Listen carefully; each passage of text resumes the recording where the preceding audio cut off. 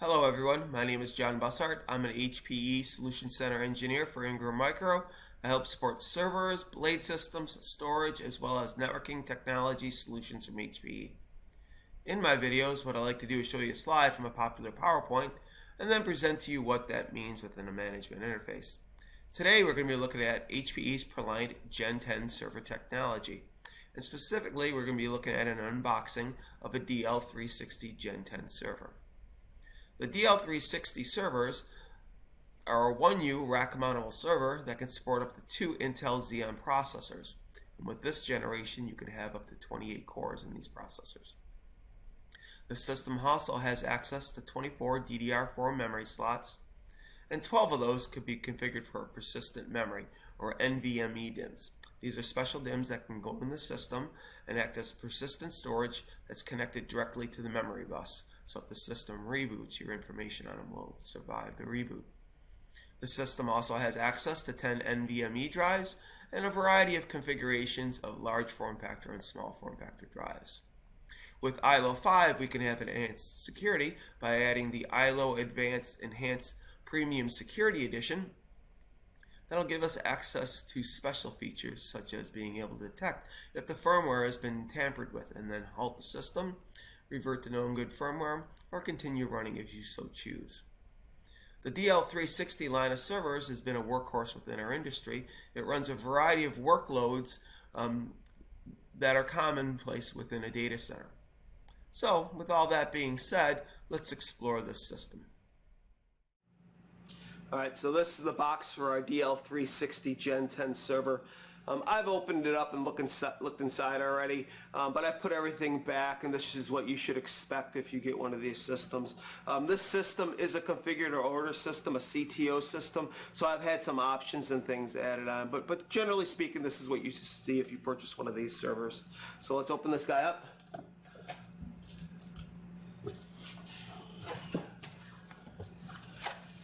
Right on top here, we see the rack mount rails.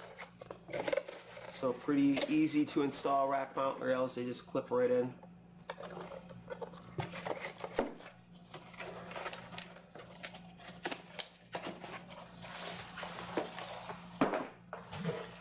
Up front here is a bag that includes my accessories. In my case, it's some power cords, and I had a fiber channel module installed in this guy, so it also includes SFP modules.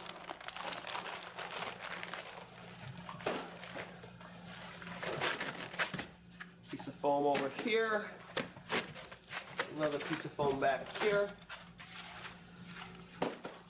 So another thing that I noticed is they have protective cardboard here as well as a piece of foam over here to keep it in place. So let me pull this server out and we'll explore it a little bit deeper. Alright, here's the front of our DL360 Gen10 server. My server is configured with small form factor drives, and we have the ability to have 10 of those drives.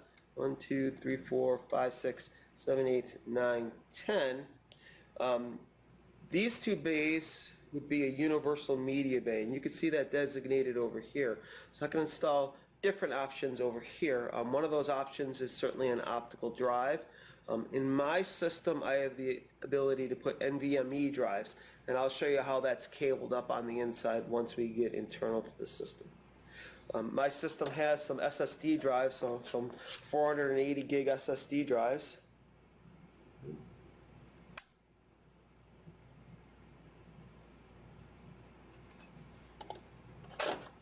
Now they do have options for large form factor based systems, so basically that'll be 4 large form factor drives across the bottom, and then up on top over here you could put an optical drive if you wanted to.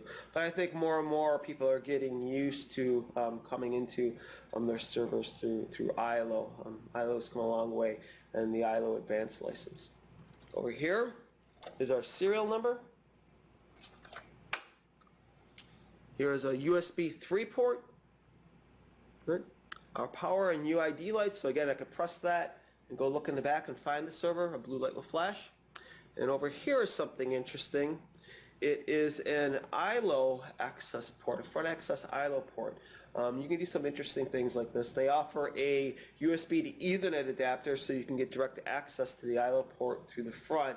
Another interesting thing that I've seen them do with that port is you can create a special USB drive with a script on it and plug it in, and it'll actually offload the log files from the system. Okay. So that is the front of our system. Let's go take a look at the back. Okay, here's the back of our DL360 Gen10 server.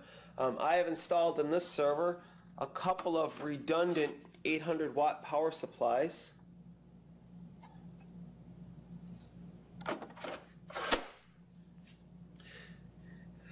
Over here is my full height PCI Express slot, and right next to it I have a half height PCI Express slot.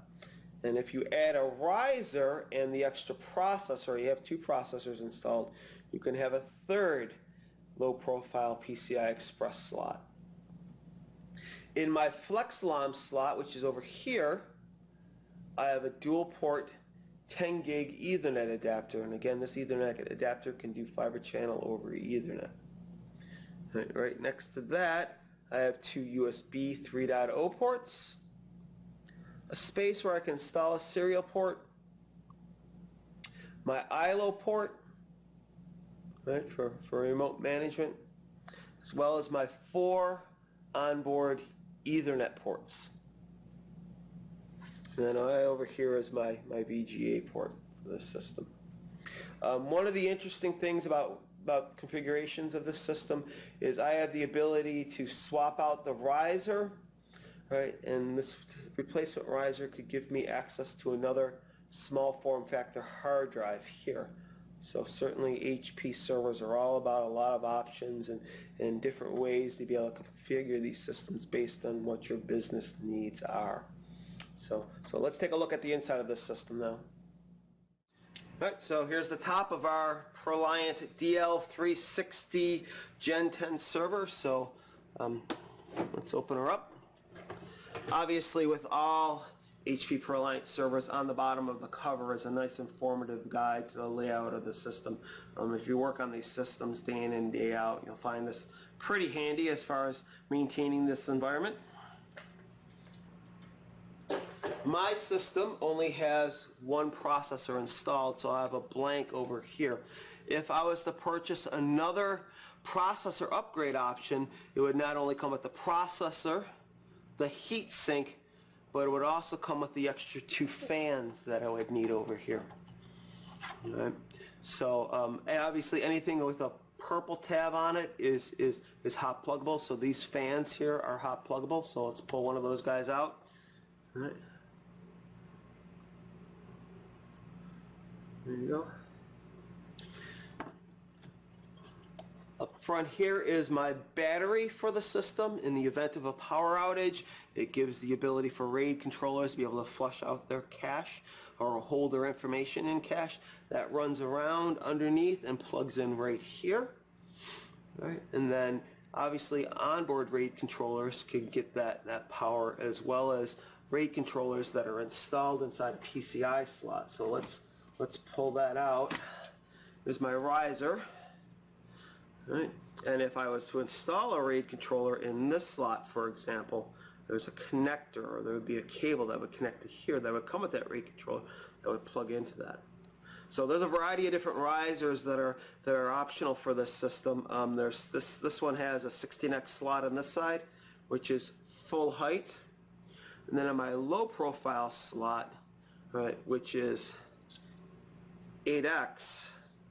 And I got a fiber channel adapter installed in that slot.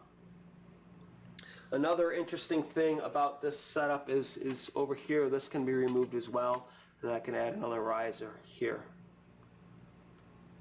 So some other things over here, in my FlexLOM slot, I've got a 10 gig adapter, and this is going to be a 534 FLR-SFP Plus.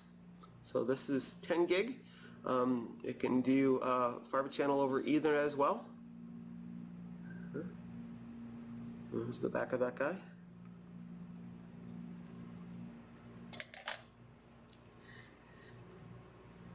Here is the memory. So we have DDR4 memory inside this system. So let me take out a stick of that. You can take a look.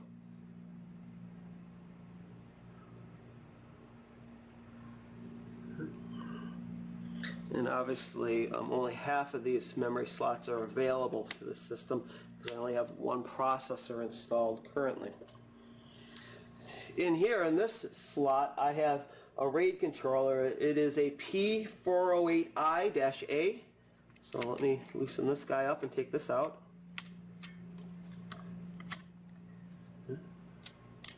Disconnect the cables real quick. All right, let's get a better look at this controller.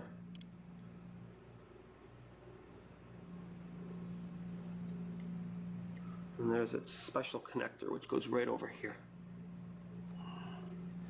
Now I had mentioned that the system had a couple NVMe drive bays up front, so those are cabled interestingly enough. So these two cables run over here, and one plugs into this slot and the other one plugs in over here. Right? This cable here comes back and it traces all the way on over to this over here. And part of it goes to these what look like SAS connectors, but it's actually a SATA port, as well as these SATA ports here. So again, this interesting cable comes out and powers the two NVMe drives up in the front.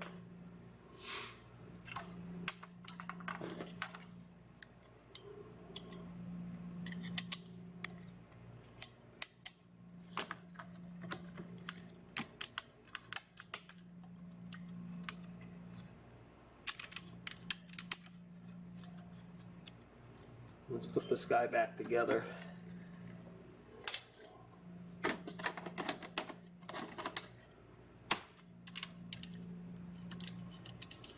And we'll also get the riser in.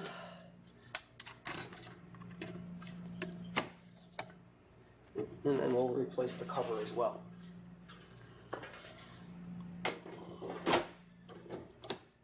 Okay. Well, that's the inside of our system. I hope you enjoyed this video, and please stay tuned for other videos.